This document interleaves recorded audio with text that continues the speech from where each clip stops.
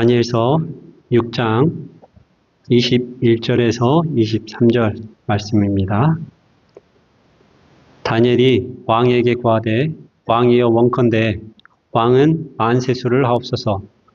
나의 하나님이 이미 그 천사를 보내어 사자들의 입을 봉하셨으므로 사자들이 나를 상해치 아니하였사오니 이는 나의 무죄함이 그 앞에 명백함이오며 또 왕이여 나는 왕의 앞에도 해를 끼치지 아니하였나이다. 왕이 심히 기뻐서 명하여 다니엘을 굴에서 올리라 하며 그들이 다니엘을 굴에서 올린즉 그 몸이 조금도 상하지 아니하였으니 이는 그가 자기 하나님을 의뢰함이었더라. 아멘. 오늘은 일상이 하나님의 기적을 만든다라는 제목을 가지고 말씀을 나누고자 합니다. 여러분, 우리가 살아가는 세상의 삶의 모습이 이렇습니다. 다람쥐가 쳇바퀴를 도는 모습이 우리 일상이지 않을까 생각이 됩니다. 많은 일들이 반복되고 있죠. 근데 우리의 일상이 결국에는 우리의 일생을 이루는데요. 여러분, 1초가 1분을 이루고요. 1분이 1시간을 이룹니다. 1시간이 하루를 이루고요. 하루가 한 달을 이룹니다. 한 달이 1년을 이루고 1년이 일평생을 이룬다는 것이죠.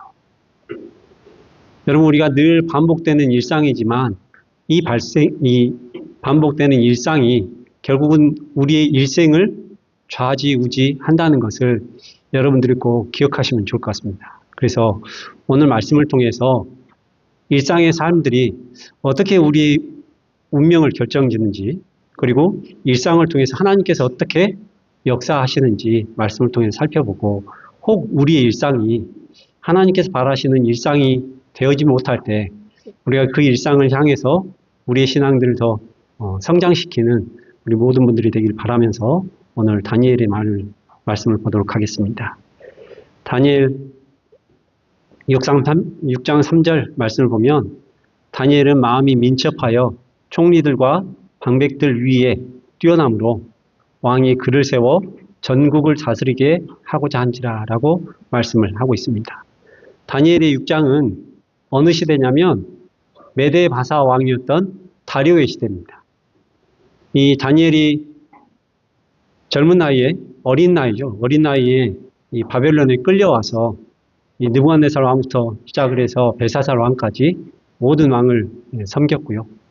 이 나라가 바뀌었습니다. 나라가 바뀌었는데도 메대 왕이었던 다리오 시대에 이 세 총리를 세우고 120명의 방백들을 세웠는데 그 가운데 가장 높은 이 세 총리 가운데서도 가장 높은 총리로 삼습니다. 그런데 이 왕이 다니엘을 세울 때 세운 이유가 있습니다. 다니엘이 마음이 민첩하다고 이야기를 합니다. 여기서 민첩하다는 의미는 무엇이냐면 이 마음에 탁월한 영을 가지고 있다는 것입니다. 이 다니엘이 지금 나이가 한 85세 정도 되거든요. 근데 이 85세 노년의 나이에 이 다니엘을 수식하는 이 말 가운데 하나가 뭐냐면 탁월한 영을 가진 사람이었습니다. 거룩한 영을 가진 사람이었죠. 이 다니엘의 삶은 어떤 삶이었냐면 일상이 거룩한 영을 모시고 살고 탁월한 영 가운데 생애한 사람이었습니다. 그렇기 때문에 이 정권이 바뀌었는데도 왕이 다니엘을 이 총리 가운데 으뜸된 총리로 세운 것이죠. 이 다니엘의 일상은 하나님의 영과 함께하는 사람이었다는 것입니다. 이 삶이 저와 여러분의 삶이 되기를 간절히 소망합니다. 하나님의 영이 함께하실 때 우리는 다른 사람이 보기에도 민첩한 사람이 될 수 있다는 것을 꼭 기억하시고요.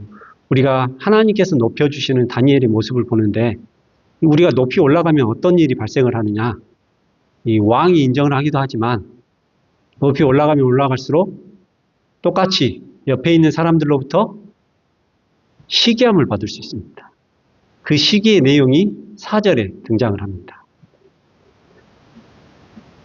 이에 총리들과 방백들이 국사에 대하여 다니엘을 고소할 틈을 얻고자 하였으나 능히 아무 틈, 아무 허물을 얻지 못하였으니 이는 그가 충성되어 아무 그릇함도 없고 아무 허물도 없음이었더라. 이 시기한 사람들이 다니엘을 고소하고 싶었습니다. 이 총리의 자리, 으뜸되는 총리의 자리에서 내리고 싶은 거죠. 그래서 이 고소할 틈을 얻기 위해서 다니엘을 탈탈 털었습니다. 다니엘이 뭔가 꼬투리 잡을 만한 무언가가 있을까 하고 뒷조사를 했는데 아무 허물도 아무 틈도 없었다는 것이죠. 여러분, 사람이 터져서 먼지 안 나는 사람이 있을까요, 없을까요? 여러분, 지금 입고 계신 옷 딱 털면 먼지가 날까요, 안 날까요? 나겠죠? 안 보이는 것 뿐이지 다 납니다. 빛에 비춰보면 다 나요. 여러분, 털어서 먼지 안 날 사람이 없습니다. 그런데 다니엘은 털었는데 먼지가 안 나요. 이 국사를 운영을 하는 사람이었습니다. 그리고 그전에도 국사를 맡았던 사람입니다. 거의 70년 가까이를 국가의 녹을 먹는 사람이었습니다. 그런데 아무 허물, 아무 틈도 발견하지 못해요. 다니엘이 그만큼 왕의 명령에 순종하면서 그 모든 일들을 처리했다는 것입니다. 그런데 다니엘이 어떻게 이렇게 할 수 있었을까? 여러분, 우리가 아무 틈, 아무 허물 없이 살 수 있는 방법이 무엇일까? 이것에 대해서 의문이 생기지 않으세요?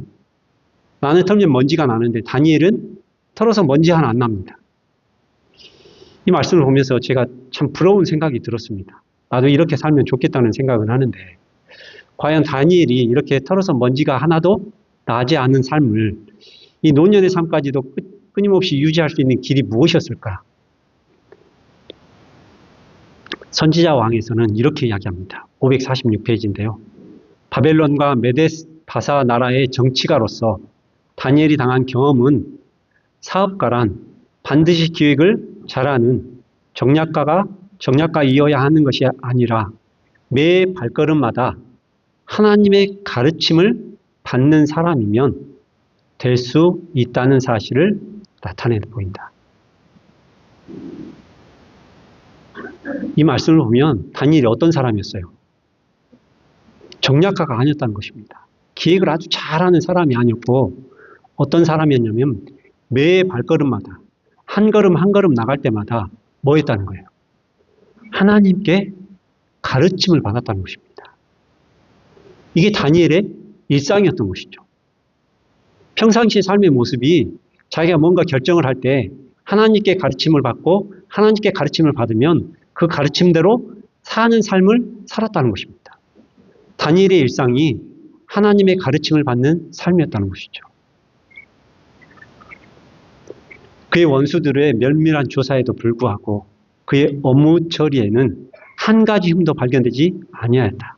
다니엘은 모든 사업가들이 그들의 마음을 바꾸어 거룩하게 하고 그들의 동기가 하나님의 보시기에 의롭게 되었을 때 어떻게 될 수 있는지를 보여주는 본보기가 되었다라고 말씀을 하고 있습니다. 여러분, 다니엘은 그가 한 걸음 갈 때마다 하나님께 가르침을 받는 일상을 살았다는 것입니다. 여러분, 우리도 이렇게 살면 다니엘처럼 그렇게 흠도 없고 점도 없는 사람으로 살 수 있게 된다는 약속입니다.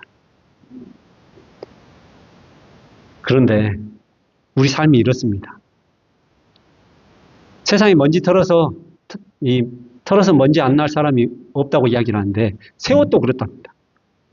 아무리 새 옷도 두드리면 먼지가 난다는 것이죠. 우리가 새로남을 입었다고 이야기를 하지만 이 새로남을 입은 우리 존재도 가다 보면 흠 있고 점 없는 존재로 다시 변질될 수 있다는 것입니다. 이것을 우리가 기억해야 된다는 것이죠. 그런데 하나님께서는 우리가 어떤 삶을 살기를 바라시느냐. 다니엘과 같은 삶이기도 하지만 예수님께서도 우리에게 이런 존재로 살아가기를 권면하고 계십니다. 에베소서 5장 26절 27절 말씀인데요. 이는 곧 물로 씻어 말씀으로 깨끗하게 하사 거룩하게 하시고 자기 앞에 영광스러운 교회로 세우사 티나 주름 잡힌 것이나 이런 것들이 없이 거룩하고 흠이 없게 하려 하심이니라 라고 말씀하십니다. 예수님께서 교회를 세우셨는데 이 교회의 모습이 이런 모습이라는 것이죠. 작은 교회로 불리는 우리도 이런 모습으로 살아가기를 예수님께서 바라신다는 것입니다. 티나 주름 잡힌 것이 없이 거룩하고 흠이 없게 살아가기를 예수님께서 우리에게 바라신다는 것이죠. 다니엘처럼 말입니다. 그러려면 우리도 다니엘처럼 일상이 어떤 삶이 되어야 되느냐. 우리가 매 발걸음 걸어갈 때마다 예수님께 가르침을 받고 그 가르침대로 우리가 산다면 티나 주름 잡힌 것이 없는 그런 삶이 우리의 삶이 되겠다고 약속하고 계십니다. 그러기 위해서는 우리의 모든 생각들을 버려야만 가르침을 받을 수 있다는 것을 여러분들이 기억하시면 좋을 것 같아요. 제가 우리 자녀들에게 권면의 말들을 합니다. 이 아이들이 이 말을 잘 들을까요? 안 들을까요? 안 듣습니다. 잘. 왜 그런 생각을 하냐면 자기는 다 알고 있다고 생각을 해요. 그렇기 때문에 말을 해도 잘 안 듣습니다. 그런데 제가 권면을 말을 할 때 이 아이들이 몰라서 권면의 말을 하느냐? 그게 아닙니다. 아는데 안 하기 때문에 제가 권면의 말을 하는 거예요. 이 다니엘의 발걸음은요, 매 순간마다 하나님의 가르침을 받는 삶이었어요. 다니엘이 몰라서 그랬느냐? 그게 아니에요, 여러분. 여러분, 다니엘은 하나님께서 그가 1장에 보면 이 지혜를 주셨다고 말씀하셔요. 그런데 이 세상의 박사들보다 10배나 뛰어난 지혜를 주셨다고 말씀하십니다. 다니엘은 지혜의 사람이었습니다. 이렇게 지혜로운 사람도 매 발걸음을 하나님께 여쭤보고 하나님께 가르쳐 주시면 그 걸음을 했다는 것을 우리에게 말씀하고 계십니다. 여러분, 우리는 다니엘보다 덜 지혜롭습니다. 아무리 지혜로워도 다니엘만큼 못합니다. 그렇기 때문에 여러분들이 내가 발걸음을 갈 때마다 한 걸음 한 걸음 뗄 때마다 하나님께 여쭤보고 그 하나님의 가르침에 따라서 발걸음을 걸어감으로 흠이나 티나 주름 잡힌 것이 없이 하나님이 보시기에 온전한 그런 사람으로 설 수 있게 되길 간절히 소망합니다. 그 사람들이 이렇게 이야기를 합니다. 아무리 조사를 해도 흠이나 티가 안 잡혀요. 흠이나 티를 잡을 수 있는 유일한 것이 있는데 그것이 무엇이었냐면 5절 말씀. 그 사람들이 가로되 이 다니엘은 그 하나님의 율법에 대하여 그 틈을 얻지 못하면 그를 고소할 수 없으리라 하고 이야기합니다. 오직 흠 잡을 수 있는 게 무엇이냐면 하나님의 율법에 대한 다니엘의 충성이었습니다. 세상 법으로는 틈을 잡을 수가 없다는 거예요. 하나님의 법이 아니면 다니엘 고소할 수 없다는 것이죠. 다니엘이 하나님의 율법대로 순종했습니다. 그런데 율법대로 순종한 다니엘이 무슨 법을 먼저 따랐냐면 메대바사법을 먼저 따랐다는 것입니다. 그런데 메대바사법과 하나님의 법이 충돌할 때 다니엘은 어떤 법을 따랐다는 거예요? 하나님의 법을 따랐다는 것입니다. 그래서 고소하려면 하나님의 율법을 가지고 고소하면 다니엘을 고소할 수 있겠다고 생각을 한 것입니다. 그러면서 다니엘이 보인 모습이 뭐였냐면 기도드리는 모습이었습니다. 어떻게 기도를 드렸냐면 다니엘은 하루에 3번 정해진 시간에 예루살렘을 향해서 자기의 창문을 열고 하나님을 향해서 기도를 드렸습니다.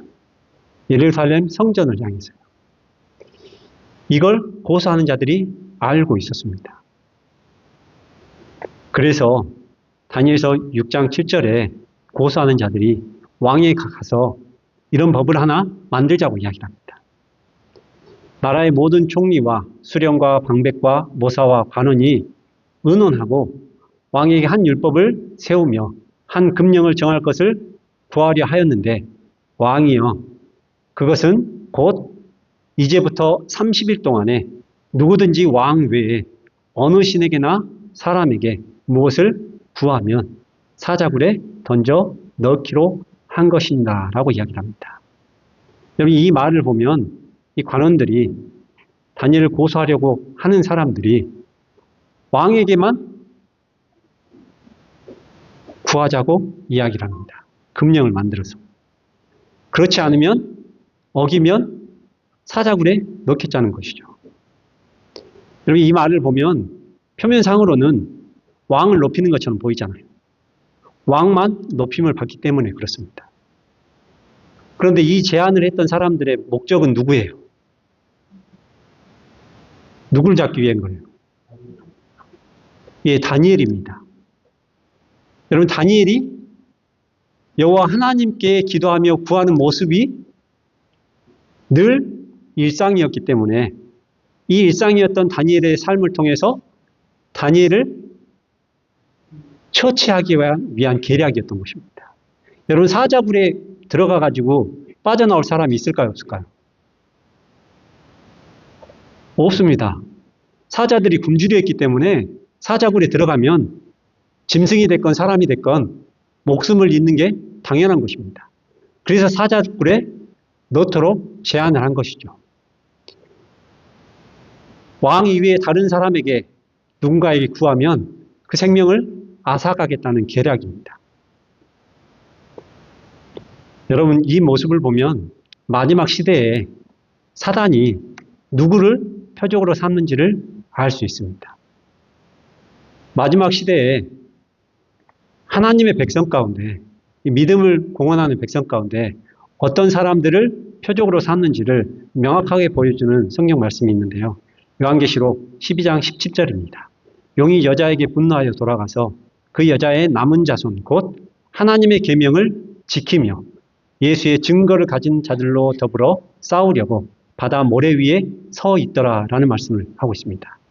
용이 분노해서 여자 되는 교회와 싸울 것인데 이 여자는 어떤 교회를 이야기하느냐? 하나님의 계명을 지키며 예수의 증거를 가진 무리들이라고 이야기합니다. 한마디로 말하면 남은 무리를 이야기하죠. 여러분 우리가 제7안식일 예수 재림교회라는 이름으로 모여 있습니다.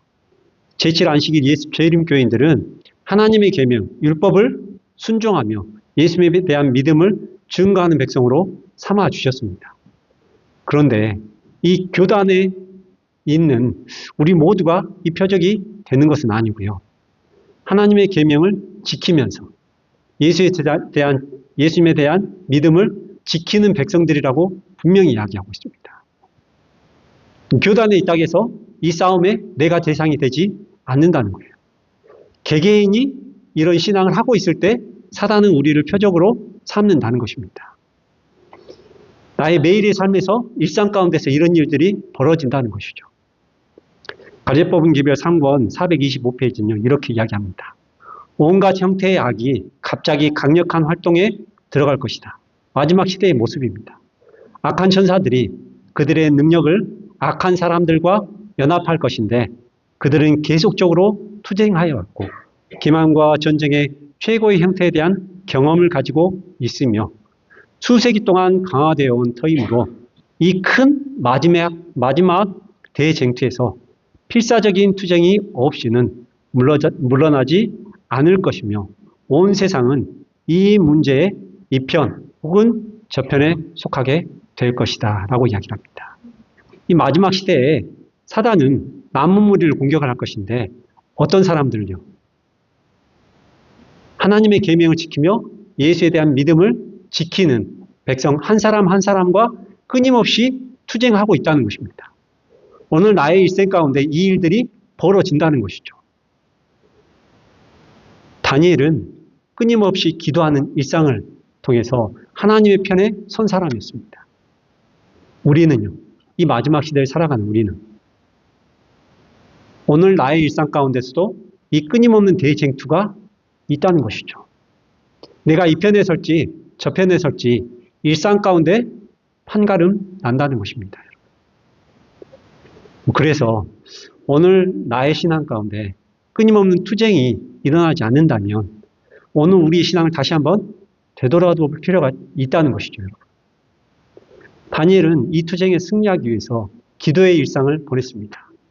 오늘 우리도 이 싸움에서 승리하기 위해서는 끊임없는 기도의 일상이 되어야 된다는 것을 여러분들에게 하나님께서는 말씀하고 계십니다. 오늘 이 대쟁투에서 끊임없는 싸움 가운데서 우리 모두가 승리할 수 있도록 기도의 사람들이 되길 간절히 소망합니다. 저도 기도의 능력이 많이 부족합니다. 그래서 기도의 일상들이 되기 위해서 저도 많이 노력을 하고 있는데요. 이 다니엘은 매 정해진 시간마다 하루에 3번씩 기도할 뿐만 아니라 정해놓은 시간과 장소를 통해서 기도한 삶뿐만 아니라 매 일상을 기도하는 사람이었습니다. 그렇기 때문에 하나님께서 가르치신 것대로 살아가는 삶을, 일상을 보낼 수 있었던 것이죠. 오늘 우리의 일상도 매 순간순간마다 기도함으로 하나님의 기도 가르치심이 일상이 되는 삶이 될 수 있다는 것을 여러분들이 기억하시고 매 순간 기도하시면서 하나님의 말씀, 하나님의 가르침을 구하는 저와 여러분이 되길 간절히 소망합니다. 이렇게 조서가 내려졌습니다. 왕이 자기를 높이는 걸로 생각을 해서 바로 어인을 찍었죠. 그런데 이 어인이 찍힌 것을 알고 다니엘이 어떻게 했을까? 다니엘서 6장 10절 말씀입니다. 다니엘이 이 조서에 어인이 찍힌 것을 알고도 자기 집에 돌아가서는 그 방에 예루살렘으로 향하여 열린 창에서 전에 행하던 대로 하루 3번씩 무릎을 꿇고 기도하며 그 하나님께 감사하였더라라고 말씀하십니다. 여러분, 이 여인이 찍혔다는 이야기는 뭐냐면 다니엘이 그 전에 하던 대로 기도를 드리면 어떻게 될 거라는 확실한 명령이었습니다. 어인이 찍혔다는 것은 다니엘이 하나님을 향해서 기도를 드리면 그의 생명이 이른 바 될 것이라는 확실한 확증이었습니다.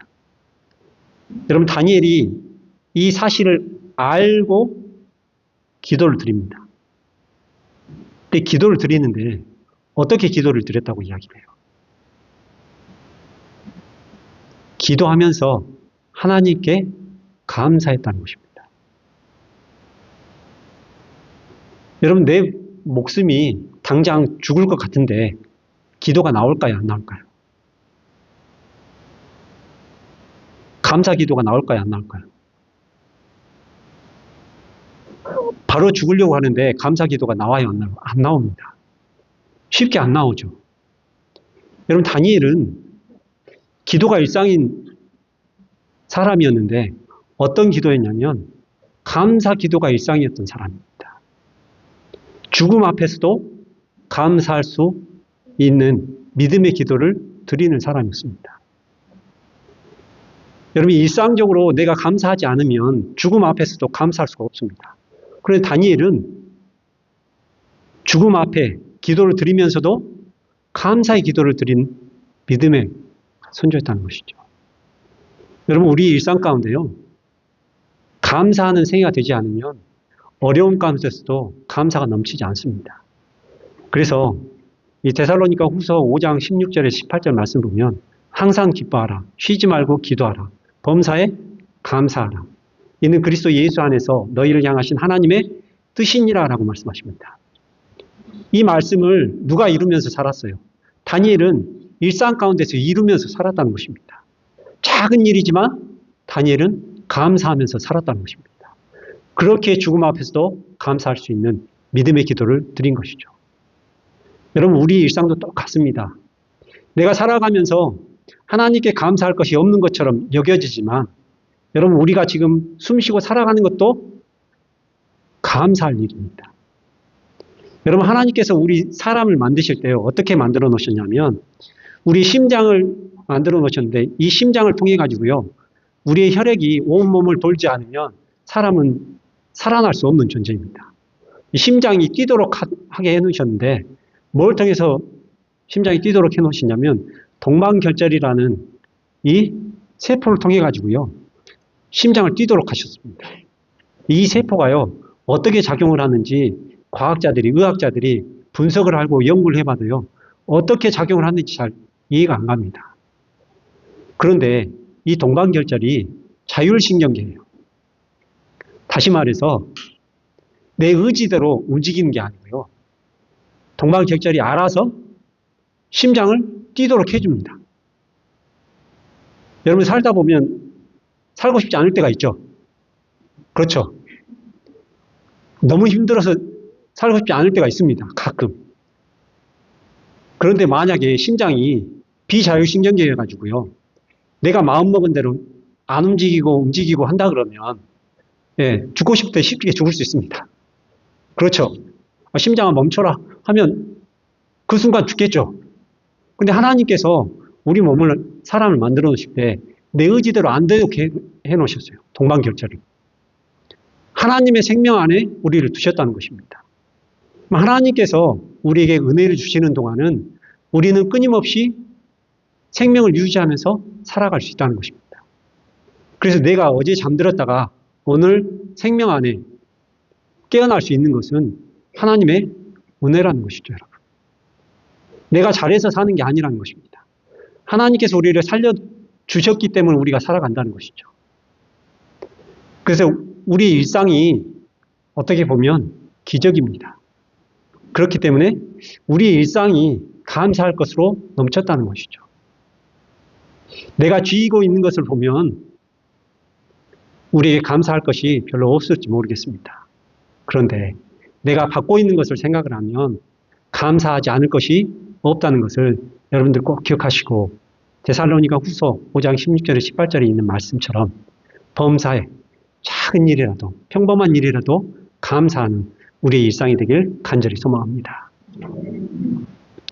다니엘이 죽을 줄 알고 예루살렘 성전을 향해서 문을 열어놓고 기도를 드립니다. 여러분 이게 일상이었습니다. 그런데 어휘는 무엇이었냐면 왕 이외의 사람에게 구하면 목숨을 앗아갔겠다는 것입니다. 사자굴에 넣겠다는 것이죠. 여러분 이 어휘 걸 알았다면 내가 기도드리는 사람이라면 굳이 문 열어놓고 기도드릴 필요가 있을까요? 없을까요? 여러분 하나님께서는 내가 문 열어놓고 기도를 드린다고 그 기도를 들으실까요? 내가 골방에서도 기도를 드릴 때 하나님께서 그 음성을 듣겠다고 우리에게 약속하셨습니다. 다니엘이 굳이 문 열어놓고 기도 드릴 필요가 없다는 것이죠. 그냥 하나님께 기도를 드리면 되죠. 무릎 꿇고 예루살렘을 향해서 나는 예루살렘을 향해서 기도를 드리니 하나님께서 들으실 거라는 확신은 있겠죠. 굳이 문까지 열어놓을 필요는 없다는 것입니다. 하나님과의 관계를 내가 기도를 통해서 유지한다면. 근데 다니엘은 문을 열어놓고 기도를 드립니다. 문을 열어놓고 기도를 드리면 자기가 죽을 거를 알고 그 기도를 드렸다는 것이죠. 다니엘은 왜 이렇게 자기의 죽음을 내걸고 기도를 드렸을까요? 저라면 문 닫고 기도를 드렸을 것 같습니다. 하나님께서 분명히 내 음성을 들으시고 나는 하나님과 관계가 끊어지지 않고 하나님과 관계를 유지하며 사는 사람인 걸 알기 때문에 다니엘은 문을 열어놓고 기도를 드렸어요. 과연 다니엘의 마음 가운데 어떤 마음이 있었냐는 것이죠. 선지자왕 541페이지는요 이렇게 이야기합니다. 그는 침착하게 방백들의 수령으로서의 의무를 수행하였고 그의 기도의 시간에는 그의 방에 들어가 평상시의 규례를 따라 예루살렘을 향하여 열린 창문에서 하늘의 하나님께 그 소원을 아뢰었다. 그는 그가 하나님께 충성하는 결과가 어떻게 될지를 잘 알고 있으면서도 동요하지 아니하였다. 그는 멸하려고 음모를 꾸미고 있는 자들 앞에서 그는 하늘과 자기의 관계가 단절된 것처럼 보이는 것조차도 허락하지 아니하였다. 이게 다니엘의 마음이었습니다. 여러분, 다니엘이 기도를 드린 것은 무엇이었냐면 나는 하늘과 연결된 하나님의 백성이라는 것을 증거하는 것이었습니다. 그리고 창문을 열어놓고 기도를 드린 것은 뭐냐면 그 사람들이 내가 하나님과 연결된 사람인 것을 알아보도록 하기 위한 장치였습니다. 물론 그걸 의도한 것이 아니었죠. 근데 다니엘이 창문을 열어놓고 기도를 드리는 모습을 많은 사람들이 봤고요. 그 모습을 통해서 다니엘은 하나님을 믿는 백성이라는 것을 알고 있었습니다. 문을 닫고 기도를 드리면 어떻게 될까요? 다니엘이 하나님과 기도를 하지 않고 있다는 것을 그들이 추측할 수 있었습니다. 다니엘은 그들이 그런 마음을 품는 것 조차도 허락하고 싶지 않은 것이었습니다. 이게 다니엘의 마음이었다는 것이죠. 나는 하나님과 연결된 백성이라는 것을 그는 부끄러워하지 않았다는 것입니다. 그럼 마지막 쟁투에도 이 시험이 우리에게 올 것입니다. 마지막 대쟁투는 예배의 싸움입니다. 하나님을 예배할 것인지 사람이 만들어 놓은 법에 따라서 사람이 금령에 따라서 예배할 것인지 이것에 대한 싸움이라는 것이죠. 여러분, 이 싸움에서 우리가 다니엘처럼 승리할 수 있는 것은 우리가 매일의 삶, 평상의 삶 가운데서 내가 하나님과 연결된 백성이라는 것을 증거하면서 살 때 우리는 담대하게 마지막 때에도 이 믿음을 고백할 수 있다는 것을 우리에게 이야기하고 있습니다. 여러분, 한때 코로나 때 우리 예배가 중단될 때가 있었습니다. 그럼 그때 예배 드리셨나요? 오프라인으로? 제가 교회를 섬길 때 그때 한참 코로나가 창궐할 때였습니다. 근데 제가 그 전에 창궐하기 전에 다니엘서 6장에 있는 설교 말씀을 드렸어요. 이 다니엘이 문 열어놓고 문 닫고 기도를 드려도 되는데 이 문 열어놓고 기도를 드린 것이 자기의 믿음, 하나님과 연결된 그 믿음을 고백하기 위한, 다른 사람이 보고 알기 위한 증거였다는 것을 이야기를 하면서 저도 이 믿음을 갖고 싶다고 고백을 했어요. 그런데 코로나가 발발하면서 교회 오프라인 예배가 제한되어 있었습니다. 그렇죠. 그래서 인원수를 몇 명을 제한을 했냐면 20명을 제한을 했어요. 저희가 광주에 있었을 때니까. 그래서 이제 교인분들이 오프라인으로 예배를 드리지 말고 온라인으로 드리면 좋겠다고 이야기를 하시더라고요. 제가 이제 설교 산상에서 고백을 했잖아요. 다니엘의 믿음이 나의 믿음이 되기를 고백을 했거든요.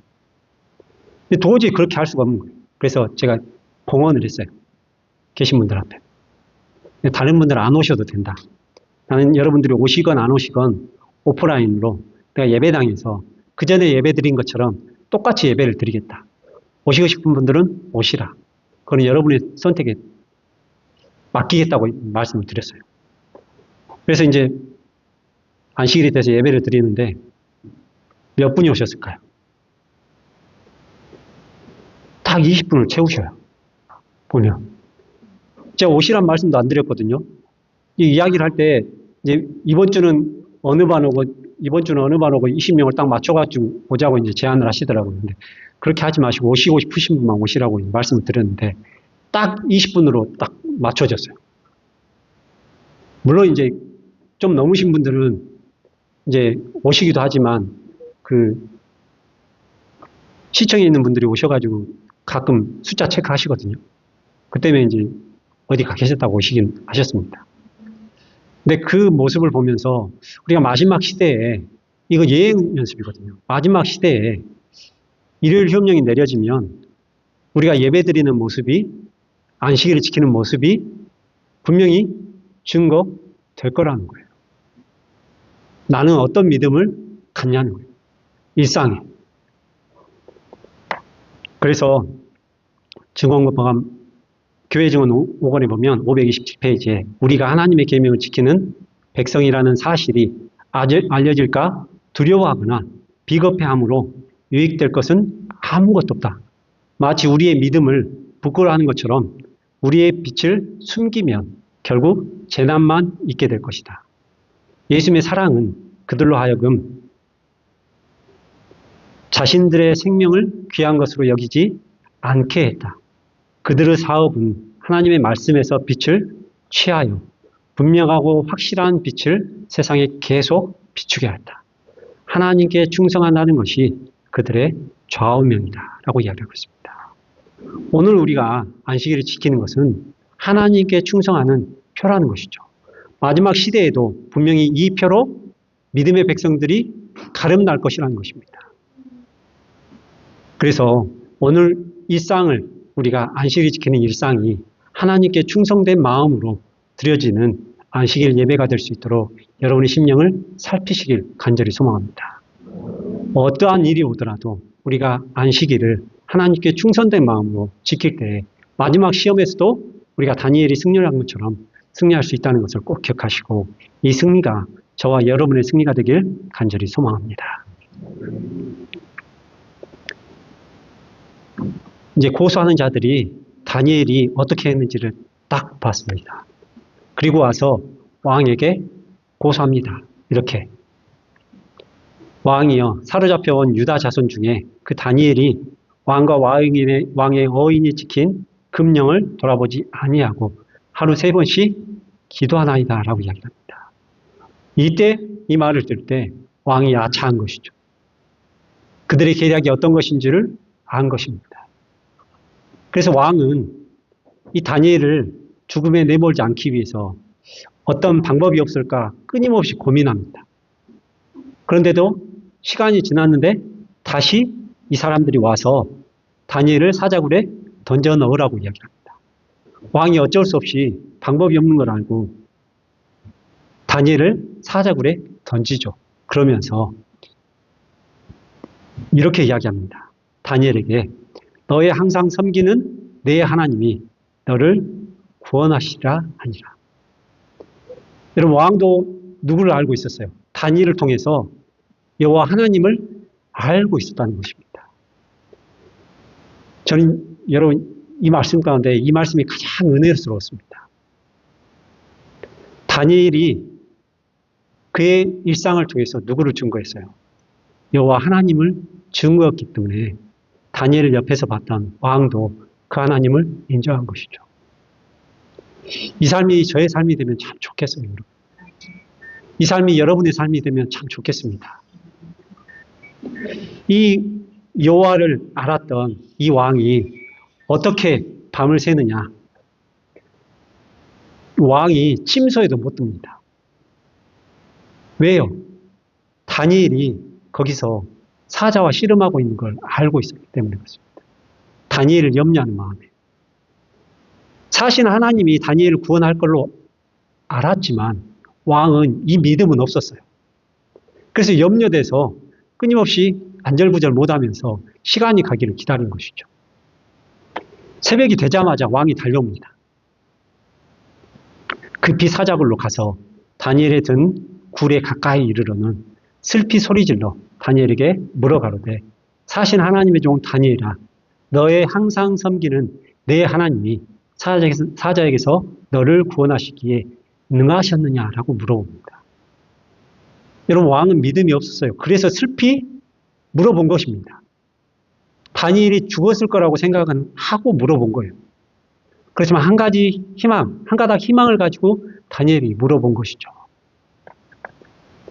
다니엘이 이렇게 대답을 합니다. 다니엘이 왕에게 구하여 왕이여 원컨대 왕은 만세수를 하옵소서. 나의 하나님이 이미 그 천사를 보내어 사자들의 입을 봉하셨으므로 사자들이 나를 상해치 아니하였사오니 이는 나의 무죄함이 그 앞에 명백함이오며 또 왕이여 나는 왕의 앞에도 해를 끼치지 아니하였나이다. 여러분 이 말씀을 보면 하나님께서는 다니엘을 이 사자굴에 들어가는 것에서 건져주는 게 아니고요. 사자굴에 들어간 상태에서 건져주셨습니다. 마지막 시대에도 우리에게 환난과 역경이 있을 것인데, 대환란이 있을 것인데, 우리를 이 환란에서 면하게 해주시는 게 아니고요. 환란 가운데서 우리를 면하게 해주시겠다고 약속하고 계십니다. 고린도전서 10장 13절 말씀인데요. 사람이 감당할 시험 밖에는 너에게 당한 것이 없나니 오직 하나님은 미쁘사 너희가 감당치 못할 시험 당함을 허락지 아니하시고 시험 당할 즈음에 또한 피할 길을 내사 너희로 능히 감당하게 하시느니라. 이 약속은 우리 모두에게 주어져 있습니다. 오늘 안식일 학교에 간증을 하신 이 서수미 집사님의 삶에서도 역사하셨던 것처럼 우리 모든 삶에서도 역사하시겠다는 것이죠. 저의 삶에서도 역사하신 그 하나님의 손길을 저도 기억을 하고 있습니다.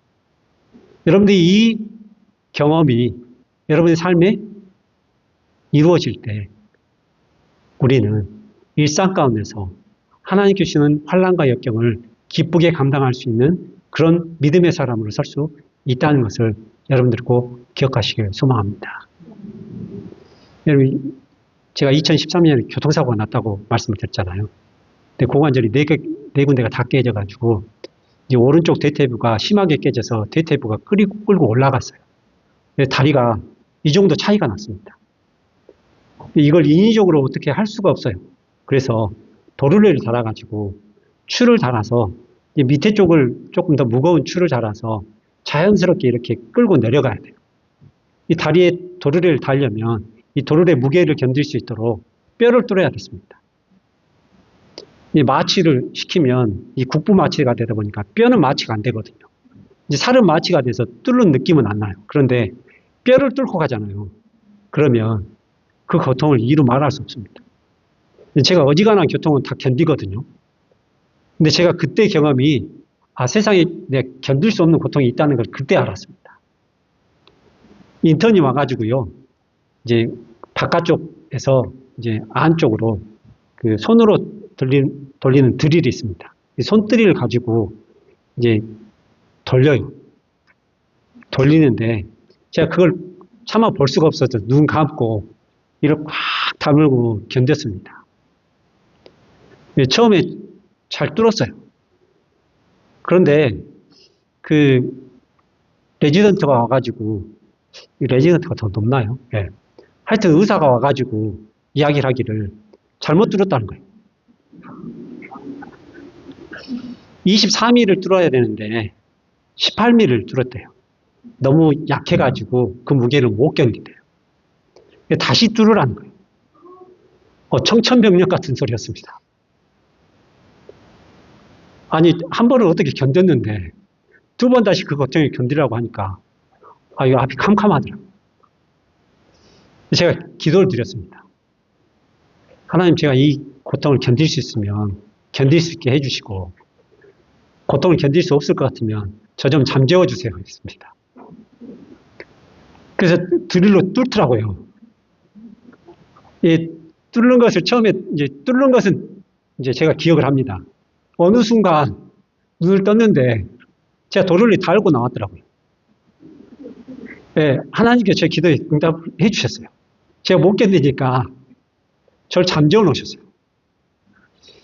와서 보니까 어떤 현상이 있었냐면 5번을 뚫었어요. 이제 그 오른쪽에 뚫은 자국은 한 자국입니다. 네, 그런데 나온 자국은 4자국이에요.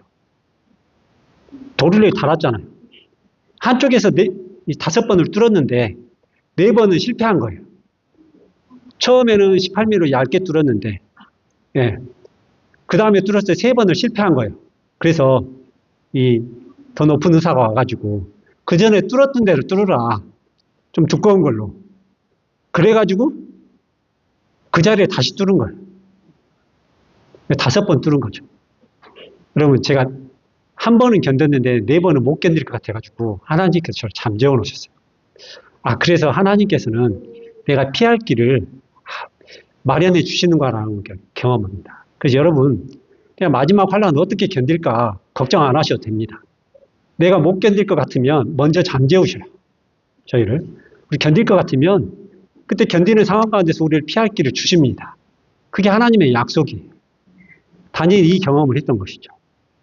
여러분 일상 가운데서 이 경험을 한다면 우리에게 다가오는 고난과 역경, 환난 이 모든 것들 우리가 담대히 맞설 수 있다는 것들을 여러분들이 꼭 기억하시면서 일상 가운데 이러한 경험이 저와 여러분에게 경험이 되길 간절히 소망합니다. 그래서 다니엘이 이제 올라옵니다. 23절인데요. 왕이 심히 기뻐하여 다니엘을 굴에서 올리라 하매 그들이 한 다니엘을 굴에서 올린즉 그 몸이 조금 더 상하지 아니하였으니 이는 그가 자기 하나님을 의뢰함이었더라. 다니엘이 구원함을 받은 것은 무엇이냐면 하나님을 의지하는 마음. 이 마음이 환난과 역경 가운데서 드러났기 때문에 그렇다는 것이죠. 여러분 우리의 믿음도 또한 그렇습니다. 선지자왕 174페이지는요. 이렇게 이야기하는데요. 모든 것이 어둡게 보일 때 끈기 있게 기다리고 의지하는 것이 하나님의 사업을 지도하는 자들이 배워야 할 교훈이다. 하느는 역경의 날에 그들을 버리지 않을 것이다. 표면상으로는 무력한 것 같으나 자신의 무가치함을 느끼고 전적으로 하나님을 의지하는 영혼만큼 참으로 강한 것은 없다. 이게 다니엘이 일상 가운데서 경험한 것이었습니다. 그는 매 순간마다 역경이 됐건 순경이 됐건 하나님을 의지하는 일상을 보냈다는 것이죠. 그래서 역경 가운데 하나님의 능력을 의지했을 때 그는 구원함을 경험했다는 것이죠. 죽음에서 생명으로 옮겨지는 기적을 경험했다는 것입니다. 오늘 우리의 일상도 똑같습니다. 일상이 우리의 하나님을 믿는 믿음 안에 의지할 때 우리는 역경 가운데서 건져냄을 받는 그 기적을 우리 삶 가운데서 경험할 수 있게 된다는 것이죠. 여러분 다니엘은 일상이 어떤 삶이었냐면 하나님께 매 순간순간마다 가르침을 받는 신앙이었습니다. 그리고 매 순간마다 감사드리는 신앙이었고요. 매 순간마다 기도하는 신앙이었습니다. 그리고 매 일상이 그는 하나님을 의지하는 믿음의 발걸음이었다는 것입니다. 그 발걸음들이 이어져서 노년의 다니엘의 삶을 꼴지었고요. 그 꼴지어진 삶이 기적을 이끌었다는 것이죠. 여러분 오늘 일상도 우리의 일상도 똑같습니다. 비록 다니엘처럼 그런 일상을 살아가지 못할 수도 있습니다. 그렇지만 하나님께서는 우리의 일상이 다니엘의 일상이 되기를 간절히 바라십니다. 그런 일상이 우리의 삶이 될 때 우리는 하나님의 기적을 경험하는 신앙을 우리가 경험할 수 있다는 것을 여러분에게 약속하고 계십니다. 이 약속을 우리 삶에서 경험함으로 우리의 믿음이 온전한 일상으로 꼴져되기를 간절히 바라면서 오늘 말씀을 마치도록 하겠습니다. 기도드리겠습니다. 하늘에 계신 우리 아버지, 오늘 다니엘의 일상을 통하여 하나님의 기적을 경험한 그 노래를 우리가 들었사오니 오늘 우리의 일상들을 다시 한번 되돌아보고 하나님께서 바라시는 그 일상의 삶을 통하여 오늘 우리도 다니엘이 경험한 그 하나님의 능력을 경험할 수 있도록 꼴지어 주시옵소서. 그래서 우리가 하나님을 증거하는 백성으로 우리가 살아가는 믿음의 발걸음들을 매 순간순간마다 걸어갈 수 있도록 우리를 인도하여 주시옵소서. 이제는 아버지 하나님의 그 크신 사랑과 아들 하나님의 보내신 은혜와 성령의 교통하심이 여기에 머리 숙인 모든 성도 위에 이제부터